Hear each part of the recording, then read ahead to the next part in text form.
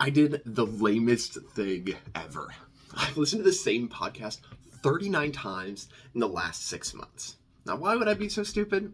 Well, I wanted to learn one skill. It's not just any skill, it's a skill that makes people millionaires. It's grown the hopes of many and dashed the hopes of others. Now, what is this skill? Storytelling. Now, inside of this skill, there's a sub-skill, which is called signature stories. Now, what are those? Now, I learned about signature stories from Sean Purry. Now, who is he? He is a writer who built and sold a newsletter called The Milk Road for millions of dollars. He's used writing and storytelling to build a career where he gets to pursue his interests, and then money is the exhaust of those. Now, let me be perfectly clear. He is a master storyteller. And if you understand and master your signature stories, here's some of the pain that you'll avoid. There's three things. The first one is the awkward, so what do you do moments. Without solid storytelling, you'll stumble into awkward silences trying to explain your business or your faith, leaving people nodding like bobbleheads at your entrepreneurial journey. Number two is a faith that's hard to relate to. If your storytelling is weak, you risk coming across like a Bible app notification. Well-intentioned, but it's easy to swipe past.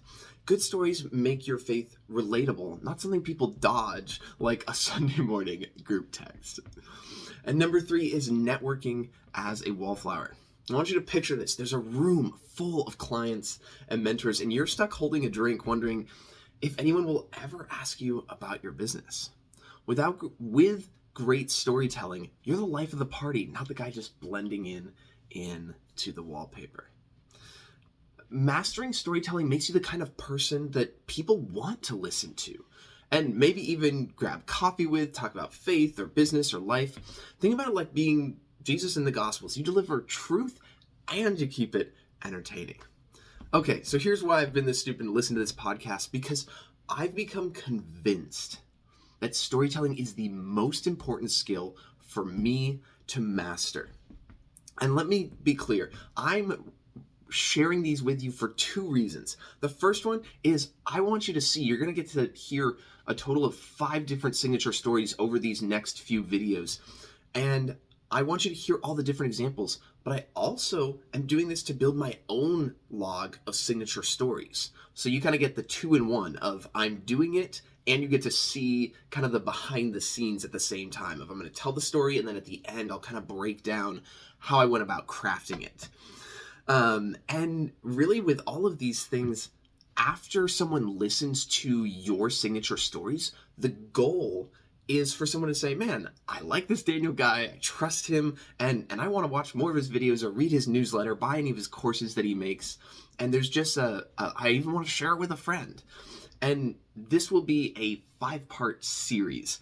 I've already written 4 posts as I record this, and then the 5th one will be coming out shortly. And at the end, after reading this story, there will be step-by-step instructions so that way you can craft your own. P.S. Know this before I get into the first story. Your first story that you write, it'll probably suck. And you just gotta be okay with that. Okay, so the stage has been set.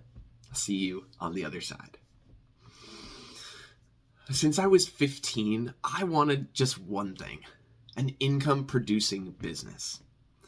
But I had a problem. I was in the worst position as an entrepreneur. In fact, I wasn't even an entrepreneur. I was a wantrepreneur. And I had all the best ingredients to go nowhere. I couldn't decide what to do. I had no business, I had no skills, and I had no ideas. But I had one thing going for me: environment. See, I was doing this mini MBA program called the Sacramento Entrepreneurship Academy. And there was this guy named Mark Randall, and he sold his company to Adobe for $400 million. And he said these words, and I've never forgotten them. Every idea is a bad idea until it's been tested in the marketplace. And a few months later, my dad mentioned how detailing can be a pretty good business. And I still had Mark's words ringing in my head. So I asked myself a simple question: how could I test this business? I didn't want to text anyone I knew, so I asked myself, what's the lowest stakes way that I could test this idea? Well, I could knock on 30 doors, or I could think and think and think and take no action. But instead of just thinking, which is what I usually did, that next weekend on Father's Day, June of 2022, I knocked on 30 doors. Now, why? Why knock? Why not just ask friends or family? Well, this idea was a baby, and they take a lot of nurturing to keep alive. So instead of asking friends or family, I wanted to test on people I didn't know, because I didn't even know if I wanted to do this. I didn't want to start something and fail, and the less people who knew at the beginning, the better. So after I got over my fear of failure, here's what happened. I knocked on doors for 3 hours. I got through to 18 people. 16 people said no, but 2 said yes. And in the newsletter that I wrote, I have the picture of those first 30 knocks. It took me until my 17th one to even get one person to say yes. So if it takes a lot of no's or a lot of reps, that's normal. And the following Sunday after doing that, or the following Saturday, I detailed 2 cars. And that felt like such a success, like 28 no's, but I still had 2 yeses. So when you start a business, everything is super exciting. And after I knew I wanted to do it, I took consistent action. I would just text 3 to 5 people every single day, let them know about my offer. And I ended up having 3 to 6 vehicles booked every Saturday for the rest of the summer. And that was because I sent those messages every day. And by doing this, I'd pretty much doubled my income over my internship, and I could make in a day what I used to make in a week. That was pretty cool. But things go through a cycle. There's informed optimism, informed pessimism, then the valley of despair, then there's informed optimism, and then success. And in April of 2023, about 8 months later, I've now graduated from Sacramento State University, but I'm in this valley of despair. I'm seriously considering quitting. I realize how bad I am at being systems oriented. I'm getting feedback on things that I'm missing, and I'm just feeling like a failure. Like that I'm really just not good at this, that this is just not for me. And worse than that, I'm barely even making enough to cover my bills. So here are my current stats. Degree in entrepreneurship, check. Business, check. Income, barely enough to pay my pretty low bills. Skill set, suck at detailing. Marketing and sales, pretty decent. But when you can't back up the talk with skill, it's a pretty crappy place to be. I was much better at talking about detailing than I was at actually doing it. Then one day I heard about this training at this place called the Polishing School. It was a 2-day class. It was $1,497 teaching detailing and ceramic coating. Now I know what you're thinking, that probably wasn't that much money to you. Well, you'd be wrong. See, I made just over $1,400 that entire month of revenue. Not even profit, just revenue. And imagine spending all the money you've made this entire month on a training, hoping that it will give you the skill you need to grow your business or your career. So I had a few options. I could shut the business down and simply accept that I'm bad at this, and that although other people made this work, I couldn't. But I knew what I had wanted for so long, an income-producing business, and I felt like I was on the verge of something, but man, this was so hard. All my friends were either software engineers or in sales, so I didn't even know other young adults who had businesses. But despite all my self-doubt, I called Chad, the owner of the polishing school, and found out more information about that training. And the next day, I put in the credit card information and watched that whole month's income gone in one transaction. And I remember thinking, man, I hope this is worth it. And do I even want to do this? But in that moment, I also got something that without saying yes, I may have quit detailing. It was a mindset shift because Chad said something in this class. He said, your goal as a detailer is to make $75 to $100 per working hour because between drive time, admin, marketing, sales, and everything else, that's what you need to be sustainable. Now that blew my mind that a skill like this could make that much, and yet he's been right. It's been such a valuable skill set. Whenever there's something that most people don't want to do, and you can make it incredibly convenient and do it very well, that's a winning combination. See, this training also gave me a checklist of how to detail an interior and an exterior. For the first time, I had a checklist, a process to work through, just like an airline pilot. And I was starting to see how, in this low moment of despair, Chad was also super encouraging to me. And another reminder that the environment of support, especially in business, is super important. It's been over 2.5 years since I started, and a year and a half since I did that training. But education, especially just-in-time education that makes you money, is the best investment that I've made. And as I write this, or as I wrote this originally, I was sitting in Lifetime, and it was 2:49 p.m. on a Sunday, and detailing has been so much more than just a business for me.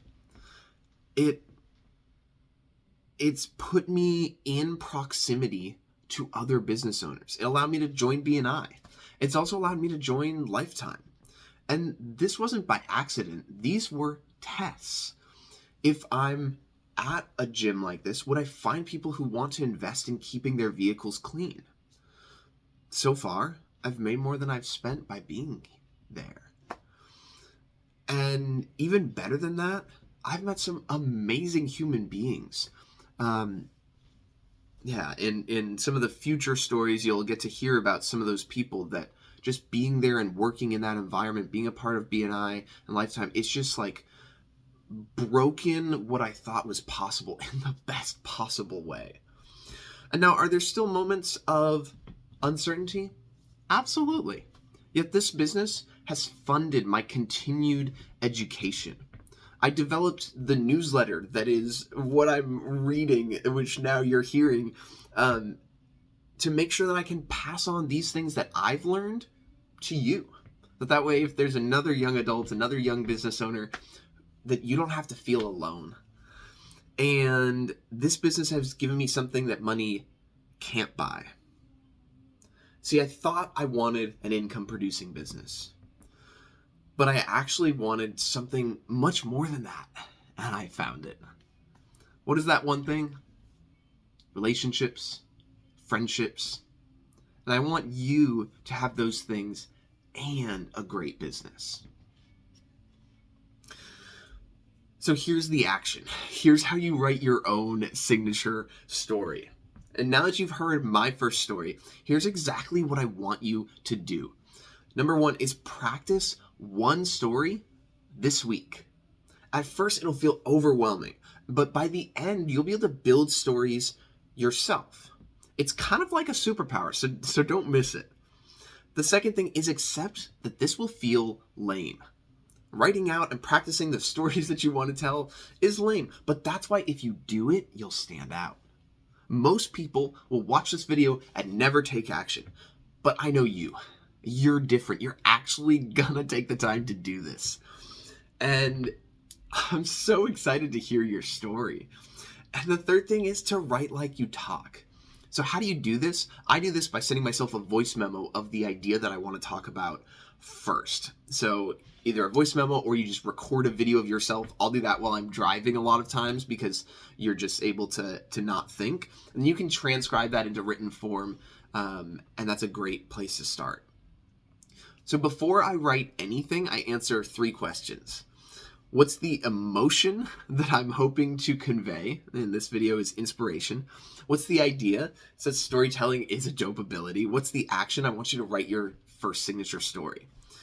And the basics of every story is you need an intention, which is what do you want? And you need an obstacle. What's in the way? What's the thing that's blocking you? And especially while you're talking through the voice memo, you want to think about the beginning, the middle, and the end of the story. Where did it start? Here's maybe a moment, ideally a moment of challenge or struggle that you want to focus on. And then what's the end? What's the resolution? Who did you become, or what did you achieve? And ideally, you have this 5-second moment of transformation. Where you begin and where you end should actually be exact opposites of each other. And in my story, I wanted an income-producing business. And by the end, I had that and much more. Side note, you also need to have an obstacle. People want you to succeed, but not right away. And this is Pixar's storytelling rule. If it's too easy, people are bored and they're often jealous. So make sure that you zoom in on hard moments. I did this twice. It was the door knocking moment, and the training when I felt like I was failing in that valley of despair. And people, because according to Pixar's rule, people don't love stories because the hero succeeds. They love the hero because of how hard he tries. So show how hard you try. And remember, if this is your first story, it'll probably suck, and that's okay. Like I said, I've been listening to this one podcast weekly for the last 6 months, and I'm still learning more. That's why I'm giving you these 5 weeks to practice this and get better at it, because it isn't overnight. Okay, well, I'm hoping that you're writing your first story, and at first you'll say, I don't have any stories. My life isn't that interesting. Here's the thing, that's not true. The business you have, look at that. That's a great place to start. That's one story right there. People love to buy from people, not from companies. So share your story. Be a person. Share your struggle. People will be rooting for you. I know I sure am. Okay, well, that's all for me. If you want to read the newsletter that this came from, in the description, the first thing linked is my weekly newsletter. Please go ahead and subscribe to that. And I'm so excited to hear your stories. You can also DM me your stories on Instagram. I want to build this with you. So please send those to me there. And I hope you guys have an epic rest of your day. Adios.